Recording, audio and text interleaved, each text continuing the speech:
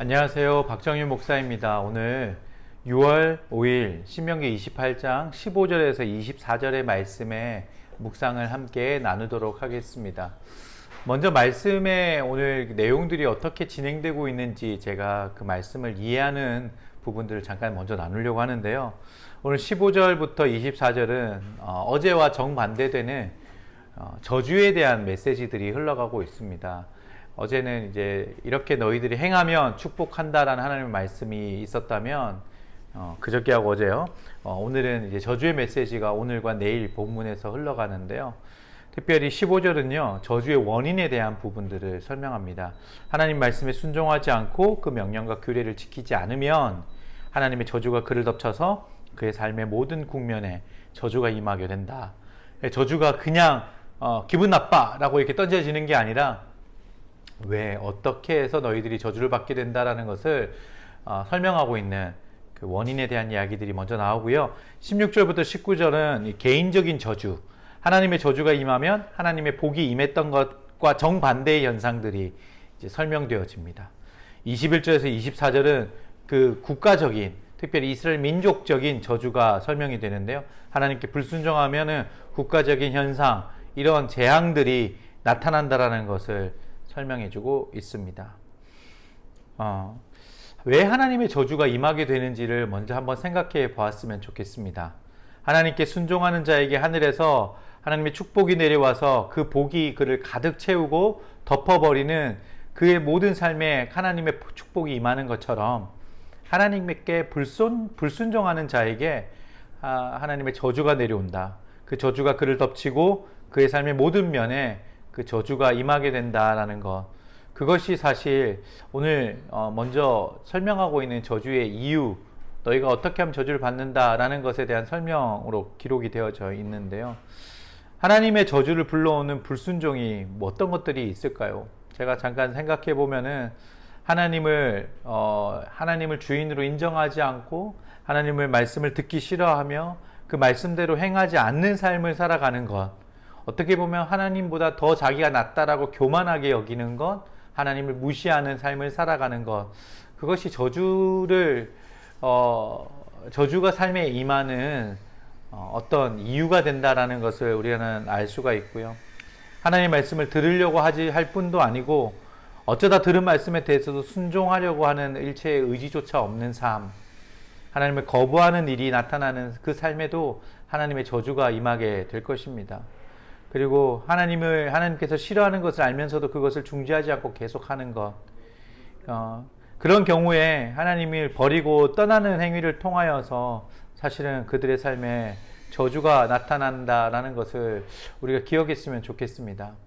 하나님은 왜 이런 저주를 말씀하셨을까요? 단순히 우리에게 너희는 내 백성이니까 내 말 안 지키면 내가 너희들 벌할 거야? 마치 조직에서 우리 조직 안에 거할 때는 모든 혜택을 누리다가 이 조직을 떠나게 되면은 너희가 불이익을 받게 되고, 그리고 또 너희가 이것들을 떠나게 됐을 때 책임을 져야 되는 어떤 신체상 아니면은 재정과 물질상의 손해와 상해를 얻게 되는 여러 가지 그런, 우리가 영화를 통해서나 어떤 상황을 통해서 그런 조직과 같은 그런 하나님의 모습이라고 혹시 이해가 되십니까? 저는 처음에는 좀 하나님 왜 이러실까라는 생각들을 하면서 이제 말씀을 읽다가 어떤 생각을 머물렀냐면요, 하나님의 이 저주는 사실 하나님의 축복을 약속하는 저주라는 것을 기억하셨으면 좋겠습니다. 무슨 말이냐면요, 하나님께서 이 저주를 통하여서 하나님의 백성들을 다시금 경계하시고, 하나님 백성들에게 너희가 축복을 경험하거나 내 백성으로 살기 위해서 이 바운더리를 분명하게 설정하셔서 하나님께서는 이 말씀들을 지킬 수 있도록 경고처럼, 그리고 또 어떤 우리 주변에 이 바른 길을 가기 위해서 옆에 세워놓은 어떤 그 감시자의 기능을 하는 그 표현들이 이 저주 안에 담겨져 있지 않는가라는 생각들을 해 보았습니다. 물론 내용적으로 본다면은 우리는 이 저주가 사실 너무나 불편하게 느껴지고 크게 어떤 우리의 삶에서 역사할 수 있는 내용들로 있기 때문에 때로는 우리의 삶에서 고난이나 어려운 일들을 만났을 때 내가 하나님 앞에 바로 서지 않아서 저주받게 된 것은 아닌가라는 생각조차 들 정도로 아주 구체적인 이야기들도 설명이 되어져 있습니다. 하지만 우리는 그렇게 극단적으로 우리의 환경들을 몰아가시는 하나님이 아니라 하나님은 사랑이시기에 이 사랑을 우리에게 보다 더 분명하고 인격적으로 교제하시기 위해서 하나님께서 금하시고 하나님이 싫어하시는 것조차도 분명하게 우리에게 말해주고 계시다라는 것을 오늘 이 묵상을 통해서 기억하셨으면 좋겠습니다.